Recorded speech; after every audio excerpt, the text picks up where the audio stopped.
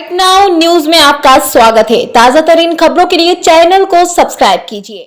देश में लोकसभा चुनाव के 2 चरणों का चुनाव हो चुका है। 19 अप्रैल और 26 अप्रैल को क्रमशः पहले और दूसरे चरण का चुनाव हुआ और उसके बाद चुनाव आयोग ने 30 अप्रैल को दोनों दौर के मतदान का आंकड़ा जारी किया।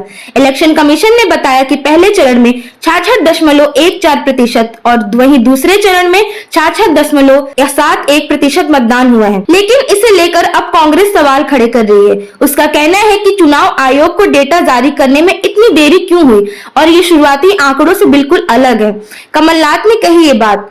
पूर्व मुख्यमंत्री कमलनाथ ने ट्विटर पर लिखा है कि लोकसभा चुनाव 2024 के पहले चरण का मतदान प्रतिशत जारी करने में चुनाव आयोग को 11 दिन का समय लगा, जबकि दूसरे चरण का मतदान प्रतिशत भी 4 दिन की देरी के बाद जारी किया गया। मैंने अपने 45 साल के राजनीतिक जीवन में ऐसा पहली बार देखा है जब चुनाव होने के 11 दिन बाद अचानक से मतदान प्रतिशत का नया आंकड़ा जनता के बीच आया हो।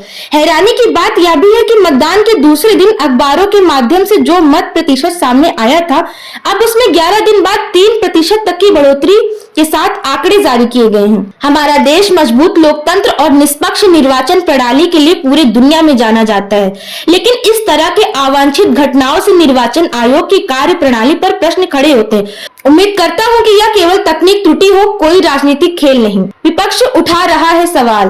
कांग्रेस के अलावा अन्य विपक्षी दल पीसीआईएम, टीएमसी ने भी इस डेटा पर प्रश्न उठाए हैं। सीपीआईएम नेता सीताराम ने पूछा कि ये आंकड़ा शुरुआती आंकड़ों से पूरी तरह अलग है। वहीं टीएमसी नेता डोरेन ओब्रायन ने भी कहा है कि ईसीआई द्वारा 4 दिन पहले जारी डेटा से इस बार जारी डेटा उछाल देखा गया है।